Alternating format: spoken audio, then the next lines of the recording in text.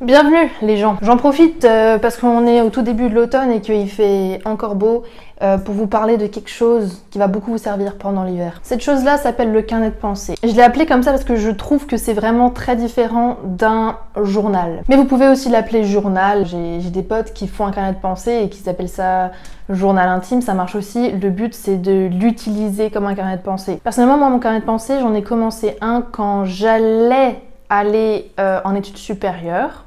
Voilà, pour ma première année. Donc, juste un peu avant la rentrée à l'université. Du coup, je l'utilise pas du tout comme un journal parce que je n'écris vraiment pas tous les jours dedans. C'est pas du tout le but. J'utilise le carnet de pensée dans des moments où en fait vous avez beaucoup trop sur la patate. Au niveau émotionnel, parce que j'ai déjà fait une vidéo sur le plan d'attaque que vous faites quand vous en avez trop sur la patate au niveau organisationnel. Non, là c'est vraiment au niveau émotionnel, au niveau de vous avec vous-même, de votre développement personnel, de quelquefois votre relationnel aussi tout simplement. Et vous devez exprimer la chose, vous devez le sortir sur le papier. Et je dis ça dans le sens où quelquefois vous vous rendez même pas compte que vous devez le sortir sur le papier. Je vous le dis simplement, c'est la vie. Parce que écrire une phrase c'est beaucoup plus long que quand on pense la phrase. C'est aussi bien plus long que quand on l'a dit. Donc le temps que vous écriviez cette phrase, vous avez le temps de vous concentrer sur cette idée-là, que cette phrase est censée expliquer. Il y a d'autres idées qui émergent, des nuances, qui vont dans la profondeur en fait. Moi ça m'arrive souvent quand j'écris mon carnet de pensée, d'écrire ma phrase et de m'arrêter et de réfléchir pendant 40 ans. Et en fait d'avoir une illumination, tout simplement. Le cerveau a le temps de processer la phrase. Et souvent, plus vous allez chercher en profondeur, plus l'idée va sortir comme ça, sans filtre, de notre subconscient, de notre conscient. Et ça aurait été une idée qui était trop fugace dans la rapidité du quotidien pour que vous la remarquiez. Et pourtant, c'est celle-là qui va vraiment vous servir pour le reste de votre journée, le reste de votre relation, le reste de votre développement personnel. Le but, quand vous écrivez, c'est de ne pas vous mentir, de rester vraiment honnête avec vous-même. Parce que de toute façon, personne va lire ce carnet. C'est pour ça un peu que les gens disent que c'est un journal intime, mais personne va le lire. C'est pour vous, c'est de vous avec vous-même. Moi, je m'adresse à mon carnet parce que finalement, le carnet, l'objet en tant que tel, je l'aime bien, tu vois. mais en fait, ça peut être... Je peux m'adresser les choses à moi-même, ça marche aussi. Simplement, dites-vous que vu que personne va le lire, bah... allez, faites-les dévergonder, parlez-vous, insultez-vous, cajolez-vous, faites quelque chose. Mais... soyez honnête. En fait, je trouve que le carnet de pensée, c'est comme de la méditation. Pour certains, la méditation fait ça. Moi, ça ne le fait pas. En gros, que vous avez le cerveau tellement posé, le mental qui ralentit, disons, que d'un coup, il y a des idées vraiment plus claires, plus limpides qui arrivent.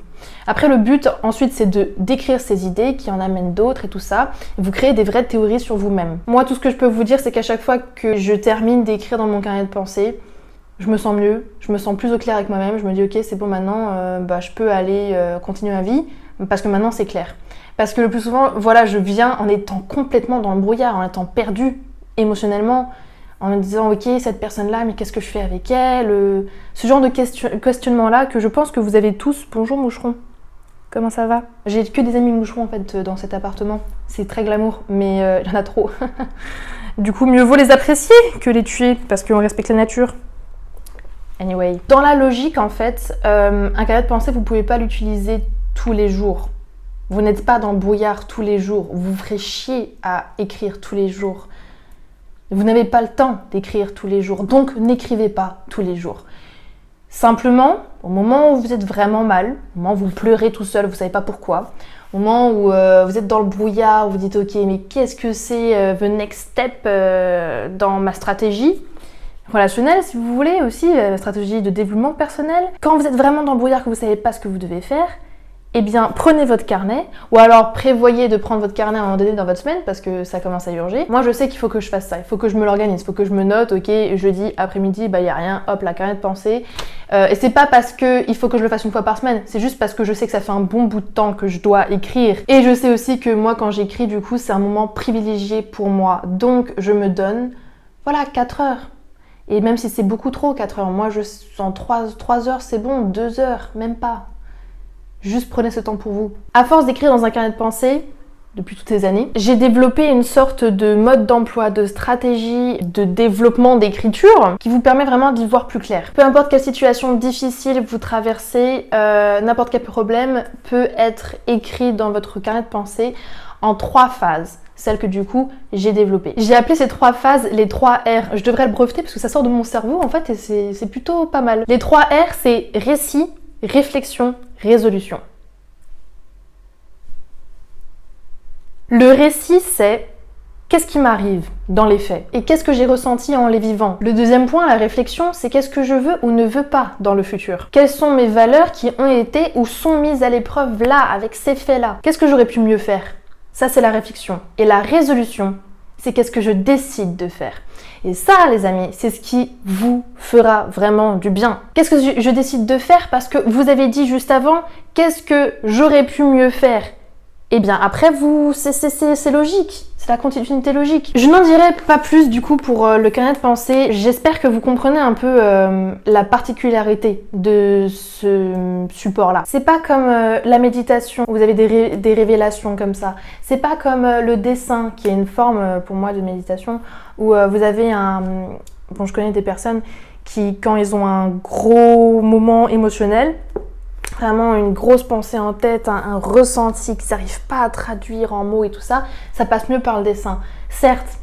Mais quand il s'agit de votre propre vie et que vous devez vraiment l'arranger, vous développer personnellement, c'est ça le développement personnel, c'est être mieux de mieux en mieux. Vous ne pouvez pas simplement parler du passé comme dans tous les journaux intimes, c'est pas possible. En fait, si vous voulez faire un développement personnel, vous devez partir du passé et le développer, l'étudier de sorte à le faire aboutir sur le futur. Donc avoir des résolutions pour arriver à la meilleure version de vous-même. Je ne m'étendrai pas trop sur le sujet parce que là c'est la première vidéo d'une petite série que je fais sur le carnet de pensée. Sachez simplement que moi ça fait 3 ans maintenant presque que j'écris et que c'est vraiment parfait. Donc j'espère que ça vous rendra autant service qu'à moi si vous vous y mettez. Du coup on se revoit dans ma prochaine vidéo et d'ici là portez-vous bien. Bye!